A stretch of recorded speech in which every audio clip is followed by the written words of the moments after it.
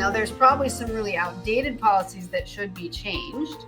But for example, changing with the times. Just because there's policies doesn't mean everything is handled correctly. That's true. The Me Too movement, for example, right? But one of the things that came from that, and this is just one, and there were many changes in the Screen Actors Guild, was, okay, times are changing. Policies have to be tougher, and environments have to be safer and more comfortable. So, for example, one of the things that came out of that was, it's Hollywood, right? If there was a kissing scene or a love scene, it's just the actors and the director like, do this, and pushing them to get whatever he wanted. And sometimes pushing people way past their comfort zone or what they'd agreed to do. So one of the new policies that SAG instituted, as an example, was from that point on, after the Me Too movement, they said, we have to create a brand new position. On every set, when there's an intimate scene, there has to be an intimacy coach.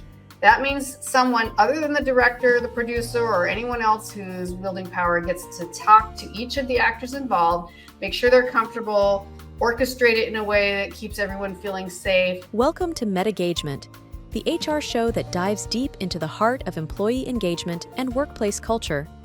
Your hosts, Ann Scottlin and Dr. Lyman Montgomery, bring you a groundbreaking show that explores innovative strategies and insights to transform and elevate your organization's HR practices. Dr. Montgomery is an employee engagement expert and best-selling author, while Ann Scottlin is an acclaimed business consultant and podcaster. Together, they will unpack the complexities of modern HR challenges and reveal innovative solutions that can be immediately applied to your workplace. Please welcome Ann Scottlin and Dr. Lyman Montgomery. Welcome back to MetaGagement-HR, the podcast that's all about shaking up the status quo in human resources and really infusing your work culture with innovation, with insight, using neuroscience to make things easier, not just different. I'm Ann Scottlin, and this is my co-host, Dr. Lyman Montgomery, and we are thrilled to have you here today as we dive into another episode that is definitely going to help you elevate your HR game. That is what we want. Right, Lyman? It's so amazing to be doing this. Can you believe that we're on part 4 already of this 4-part series? No, I know. It's amazing.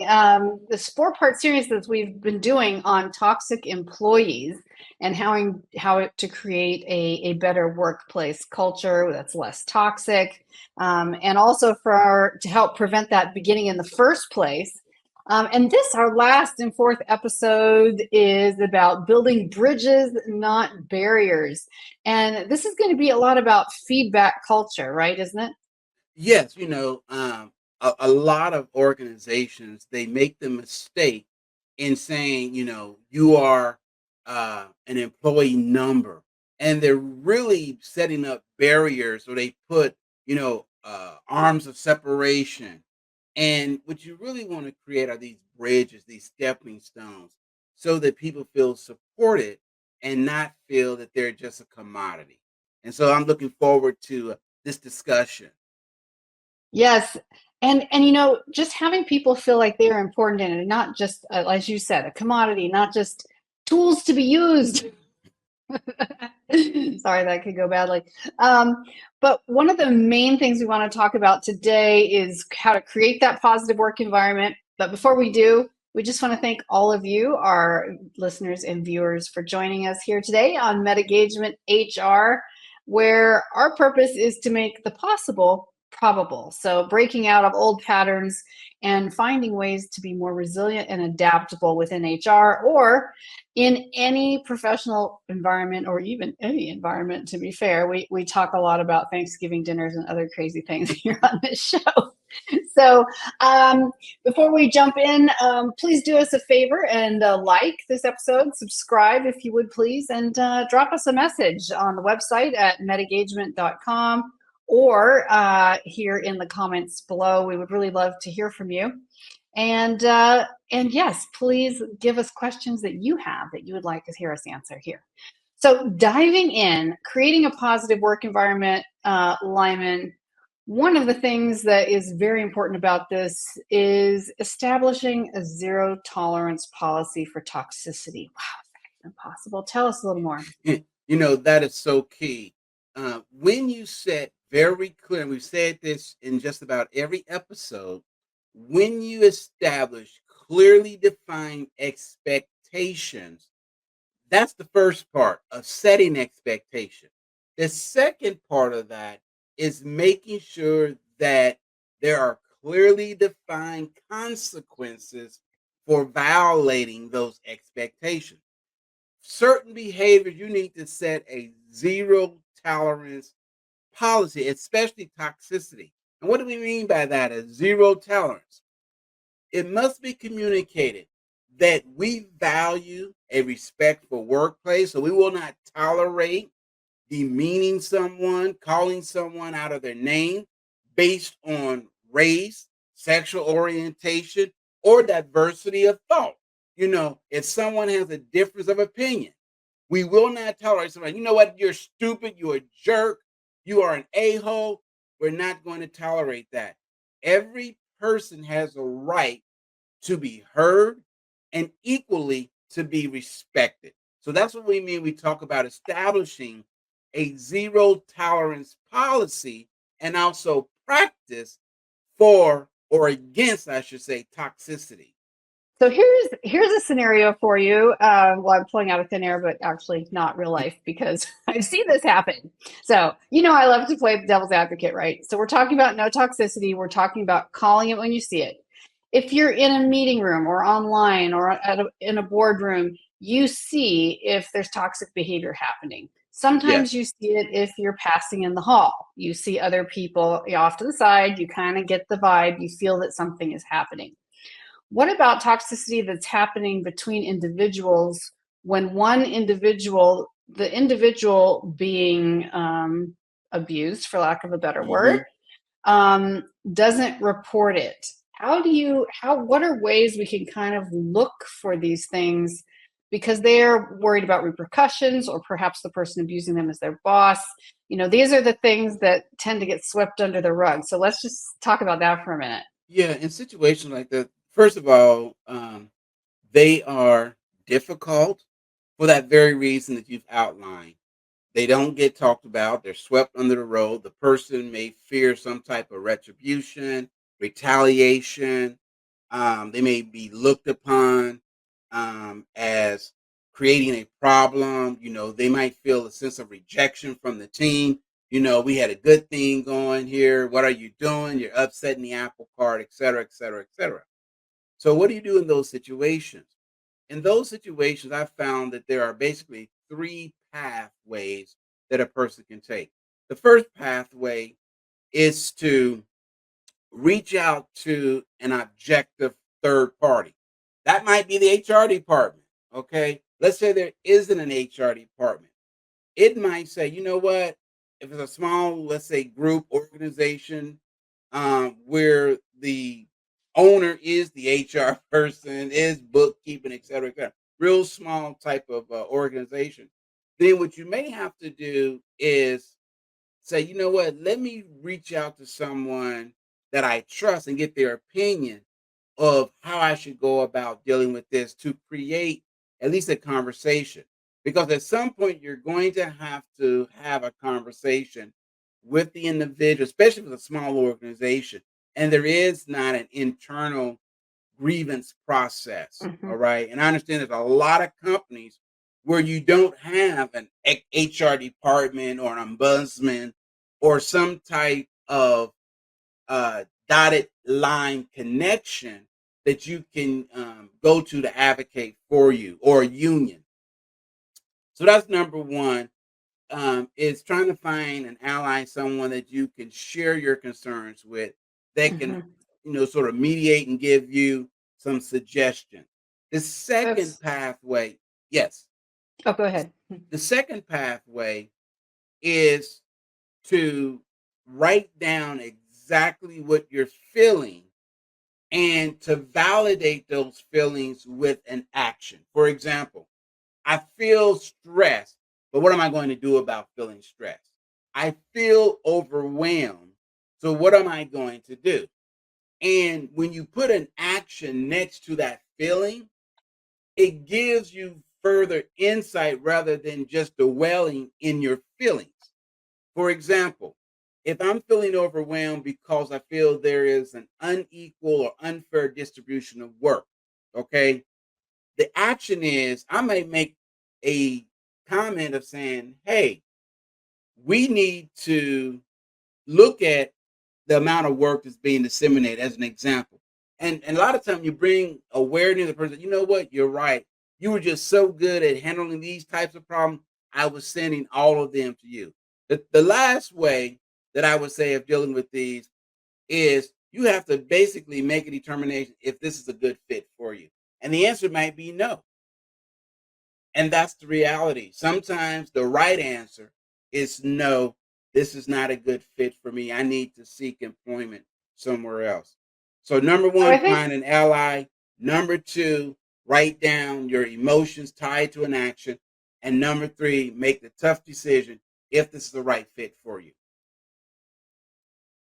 oh, that's great. No, I really like that. And I think that makes sense because people have to have the ability to complain, not complain, leave. But I think what we can do in a workplace, if you have some control, if you're in management, if you're in HR, is we talked earlier in the episode about not letting toxic Right. behavior take root to begin with.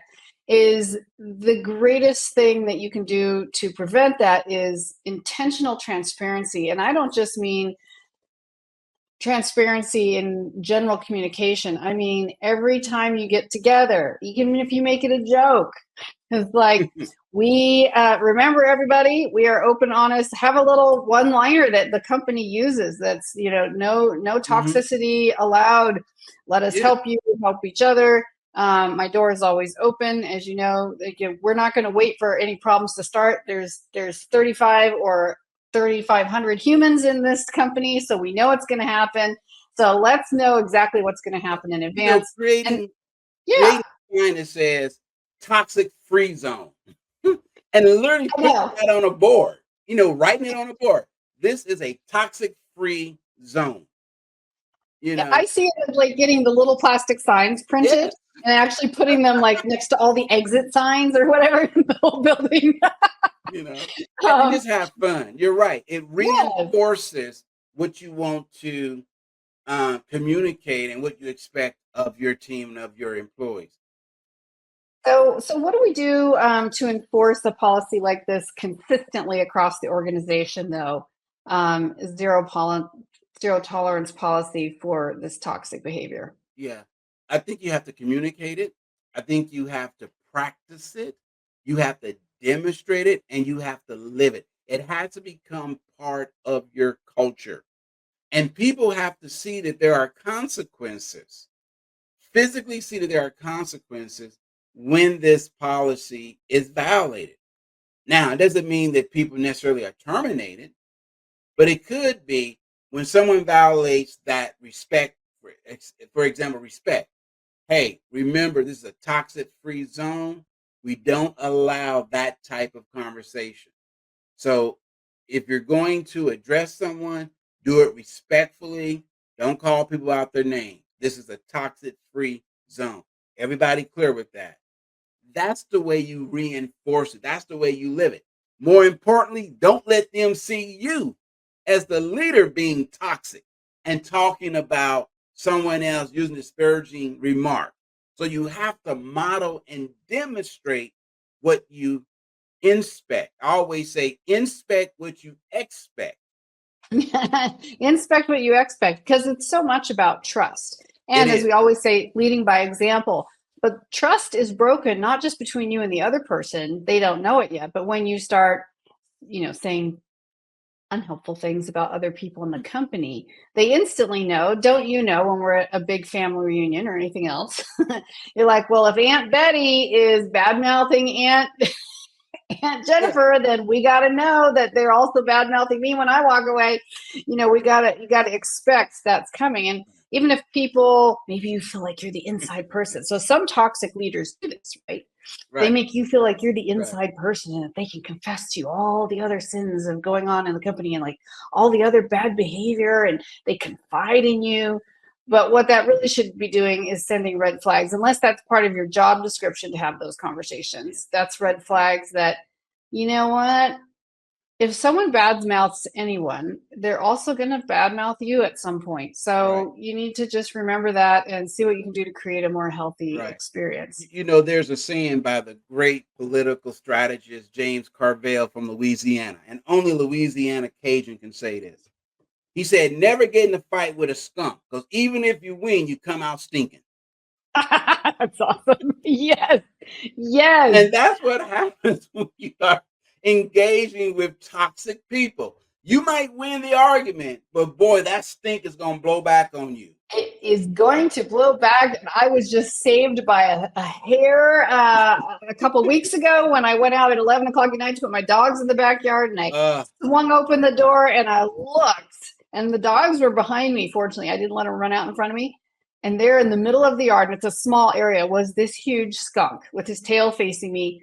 And he instantly saw me and started trying to get away, but it's a hard fence to get under. Yeah. And so I quickly ran back in and closed the door. And I was like, if I hadn't stuck my head out and checked, I would have been, my dogs would have been, all my new air conditioning units that have been put in that day would have been.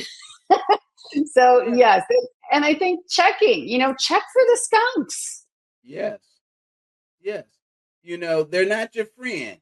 Remember the cartoon, I'm aging myself, even though this is bad for HR. There used to be a cartoon called Pepe Le Pew. And, he was a skunk but fell in love with this sort of tuxedo other cat. But he was really kind of a predator because he was doing some things that, probably bordered on sexual misconduct, unwanted advances, things of that nature. But the point being is sometimes we are trying to engage in conversation debates with people that have skunk-like personality. And like I said, even if you win, you're going to come out stinking. That's my saying for the day. Now I'm going to write that and put it on my computer.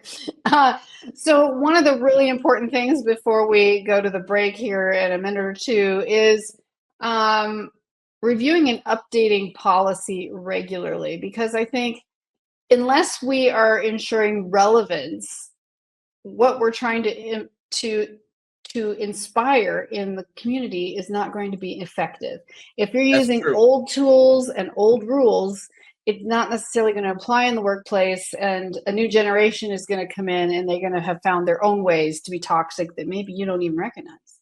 Yeah. And that's one of the things that unfortunately is the last thing that ever gets updated are our policies, our handbooks, our SOP, which is standard operating procedure.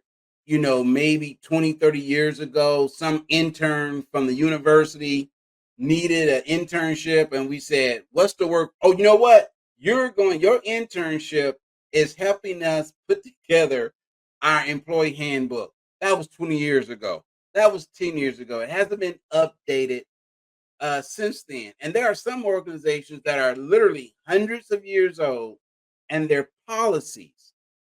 I remember I was consulting with one major organization that's over 150 years old, and their policies had not been updated, I kid you not, since 1981. That's crazy. So much has changed since 1981. And that intern, by the way, that might have been the summer intern putting that together, had no real life work experience yet. No. Et cetera, et cetera, et cetera.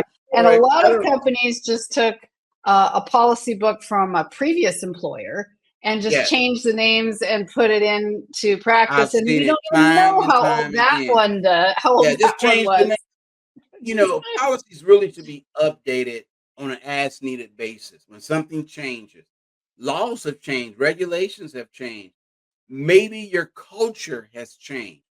And I've seen people, they get inundated where they have 150 policies, where in reality they only need 5 to 10 policies for the size of their organization.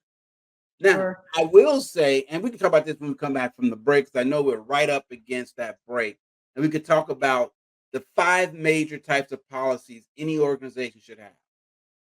Excellent. Oh yeah, no, I would love to talk about that and see what else we can do to keep that policy regularly updating. And my last comment before we go on the policy updating was, you can't wait until someone yells change.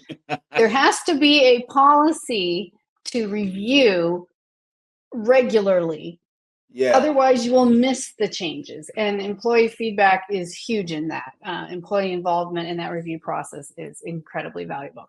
All right, we're going to jump out here for a quick break. If you haven't already, please subscribe, like, copy and paste this link and send it to someone else who might love hanging out with us for a little bit and talking about how to make the workplace a better and healthier place to be by going meta. We'll be right back. Get ready to unlock your full potential and transform your vision into reality. Go beyond traditional employee engagement to focus on the whole person with the focused Meta Mindset system. Experience real, measurable progress towards personal and professional goals. Dr. Lyman Montgomery and Scottlin provide tailored guidance and support to help you overcome obstacles and thrive. Join them for their engaging events, like the Lunch and Learn webinar series, and experience the future of employee engagement. Visit MetaGagement.com now to get started today. Welcome back to MetaGagement-HR. So happy to have you hanging out for a few minutes here today with myself and Scotland and the marvelous Dr. Lyman Montgomery. We are, just to catch you up, if you're just joining us, we are in the episode 4 of a 4-part series we've been doing called Dealing with Toxic Employees. And today we're talking about building bridges, not barriers, how to create a feedback culture that really works. And one of the things we just talked about was updating policy regularly around toxicity and behavior. And we talked about how often those policies are not updated. And Lyman, you were going to give us 5 examples. Take it away. Yeah. Basically, instead of having these, hundreds of different policies for everything, remember, policy is just a far-reaching, think of it as an umbrella, right? That governs basically 5 key areas. For example, when should we come to work? So attendance policy. How should we act when we get to work? Behavioral policy. Well, what if I need to leave, because I get sick? There's a leave policy. Well, what about the work? My pay. There's a pay policy. And then the last policy is really about how the work is to be done. Whether, it's shared governance, if it's a union shop, or if it's top down, or if it's more of a collaborative type of policy.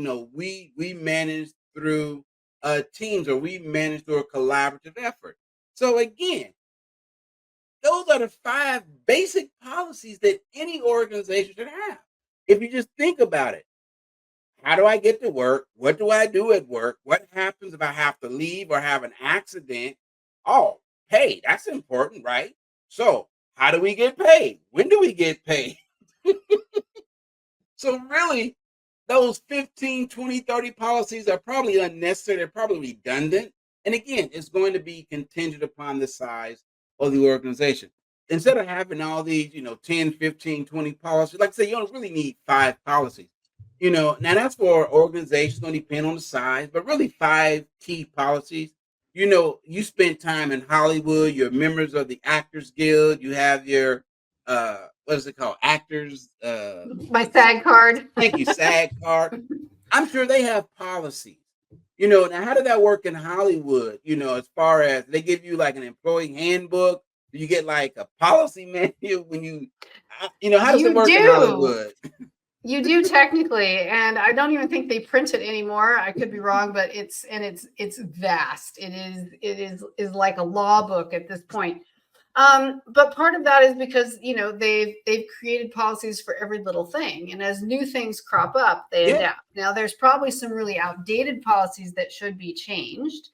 But for example, changing with the times, just because there's policies doesn't mean everything is handled correctly. That's true. The Me Too movement, for example, right? A lot of things were mishandled, even for members of the Screen Actors Guild. And, you can't even imagine the stories that you would hear of the less mainstream actors and actresses that, before. But, one of the things that came from that, and this is just one, and there were many changes in like the Screen Actors Guild, was, okay, times are changing. Policies have to be tougher, and environments have to be safer and more comfortable. So, for example, one of the bizarre things that came out of that was, used to be, and it's Hollywood, right? If there was a kissing scene or a love scene, it's just the actors and the director like, do this, do this, do this, and pushing them to get whatever he wanted, and sometimes pushing people way past their comfort zone or what they'd agreed to do.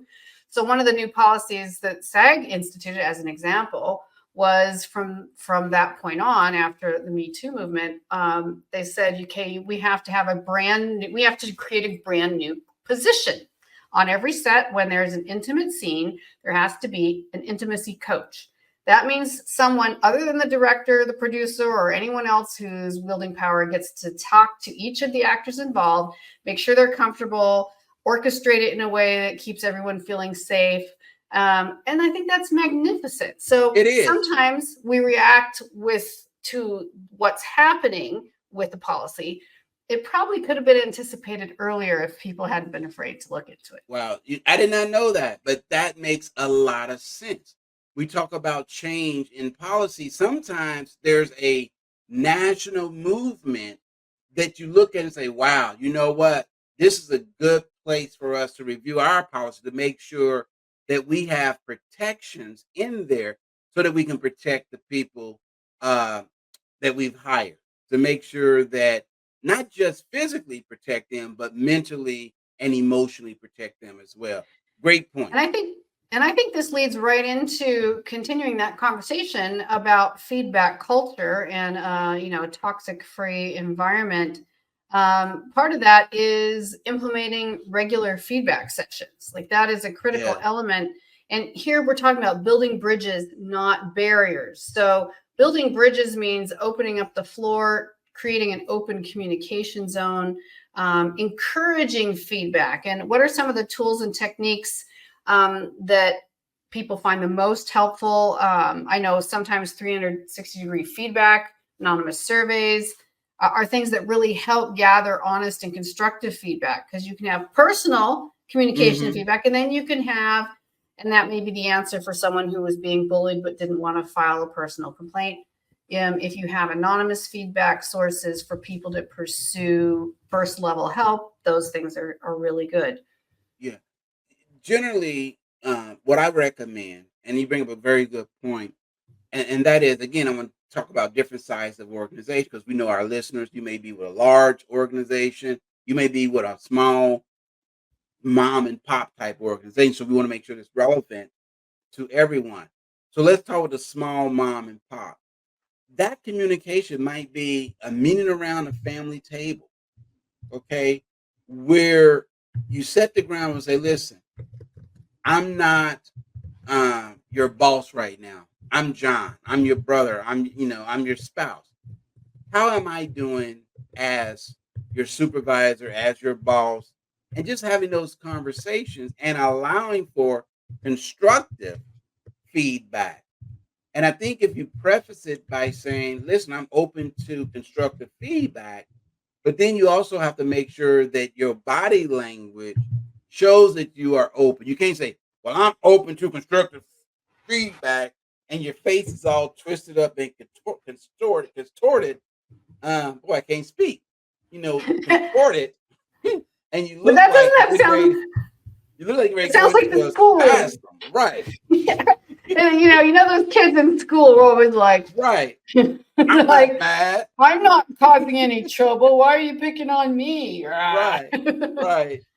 And so I think that's one way. If it's a much larger organization, again, they probably have feedback loops. They probably have anonymous ways, ethics point, for example, if there's ethical concerns.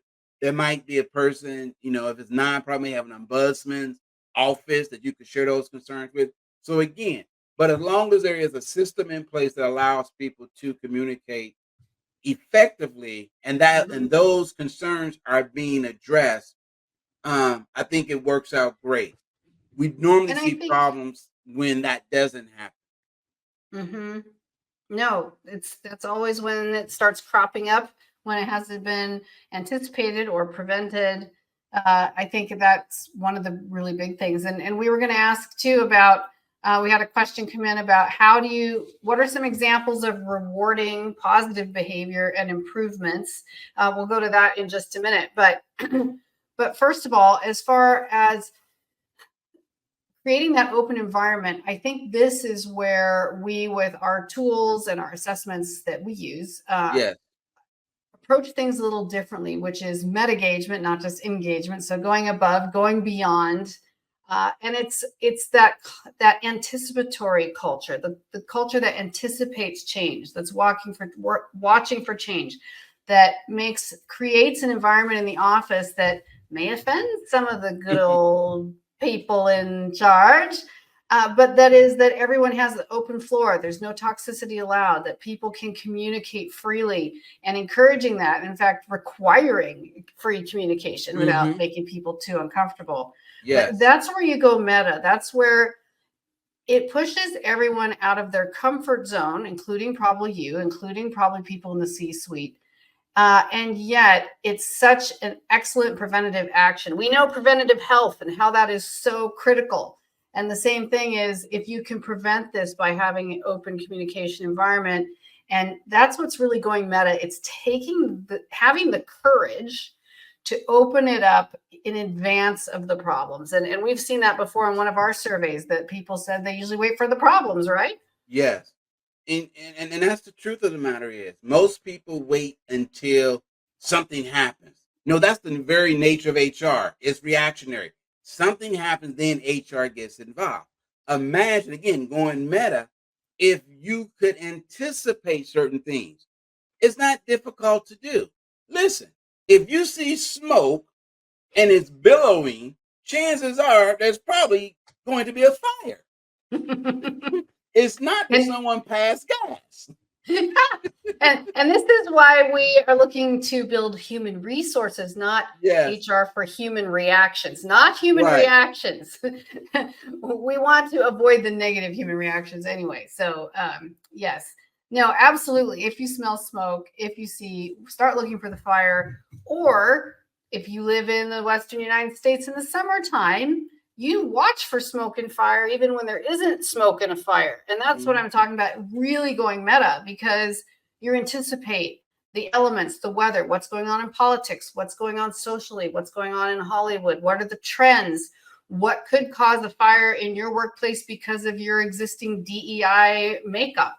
What are those things that you can be watching for in advance? Yes. So watch for fire and smoke even before you just obviously see it, because it's right on top of you. Right. And answering this question, are the conditions conducive for a fire to break out? You know, if you're in California and it's a drought and you have hay and it's 110 degrees and you decide to set a can of gasoline on the grass unattended, don't be surprised if you look out and there's a fire, okay? Or you left you're having a cookout and you left the lighter fluid out. Things like that happen. So the conditions sometimes might be conducive to toxicity, and being able to identify conditions, trends, and say, you know what, based on what we're seeing, this is more likely to happen than not happen. So not just watching for the fire, but watching for the fuel. I think that was a huge that's a good takeaway point. Right here. Not watching for the fire, but watching for the fuel, because that is where you get clues to allow you to go meta. And if you're in HR and you want to look like you are doing your job like the best ever in the company, these are your clues. Look for the fuel. Don't wait for the fire. I think they call those accelerants. Like when you ever watch those crime shows dealing with fire, they're like, well, we know that the accelerant watch for it's a fancy word for gasoline or whatever. It's so true. Source. Right. No, it is very, very true. And then real quick, and then we have to wrap up, but answering the question about what are some rewards that we can use for recognizing and positive behavior. What are some things monetary or non-monetary, that you might suggest in your company? I'm a big believer asking people how do they want to be recognized, how they want to be acknowledged. And I think it's going to be based on, um, there's a great book called The Five Love Languages by Gary Chapman. And one of the things he talks about is there are five love languages. He also wrote a book talking about the love language of the workplace. And I think you have to find out some people words of affirmation, other gifts. Okay. For some, it might be quality time. It's like, you know what? You can reward me by just being able to come in your office when I'm having a bad day and just having a sounding board. That means more to me than an extra $50 on my paycheck, as a bonus. Or it might be, what really, helps me is, give me a coupon to take my family to dinner so I don't have to cook. That would be, oh my God. You know, I can take the family to whatever restaurant, on the company, and I don't have to worry about, preparing dinner, leave work to Mm-hmm. go to work. And that's a Mm-hmm. real reality. That's reality for a lot of uh, women, particularly, not just women, but a lot of times, let's face it, we still live in a society where a majority of women go to work and come home and have the responsibility of cooking and cleaning. That's just reality. It's starting to change, but if you ask most women, they feel like they're working three jobs. They go to a 9 to 5, and then they come home and work a 5 to 9. Right. Well, and that's a great one. And I've seen that in some of the companies that I've been involved with, which in recent times, especially since COVID, especially since there's so many Yes, people in a remote culture, is food delivery. So they get a yes, coupon for your local food delivery meals, however much is that for your size of your family or whatever. And you can have $100 of dinner delivered to your door. You don't even have to get the kids dressed and take them out. So there are great incentives, and great one. something for That's a great another one. day, I think, would be when you offer incentives, but not everyone gets the incentive, then how do we also prevent favoritism? So I think in another episode, that would be a great one to explore, Absolutely. because Yes, I like that. that's real life on the ground. How do we take that one meta? Well, we're Yeah. already running up to the end here. I can't believe it. We're always having so much fun. We could just go on forever. So we talked about having a zero tolerance policy, about regular feedback, about really making sure you're giving recognition to foster that positive work environment, and build bridges, not barriers. HR wasn't meant to build uncomfortable barriers. It was built to make things more comfortable, to more Yes. smoothly, more enjoyable for everyone. So how can we do that in so many ways? And part of that is with the feedback culture. Very well said. Very well said. All right. Well, thank you, all of you, for listening today, for joining Dr. Lyman Montgomery and myself here. And we remember to always tune in or watch on whatever platform you are consuming this show. We stream Tuesdays, 11 a.m. Eastern, 8 a.m. Pacific. That's 3 p.m. GMT for our friends across the pond. And as always, please comment, like, subscribe. We really love your feedback, and it really helps us bring you more of the content you need to elevate your HR game. So until next time, that's a wrap for Dealing with Toxic Employees, episode 4.4. And come back next time. We're going to have some new good stuff for you. Take care. See you then. Goodbye.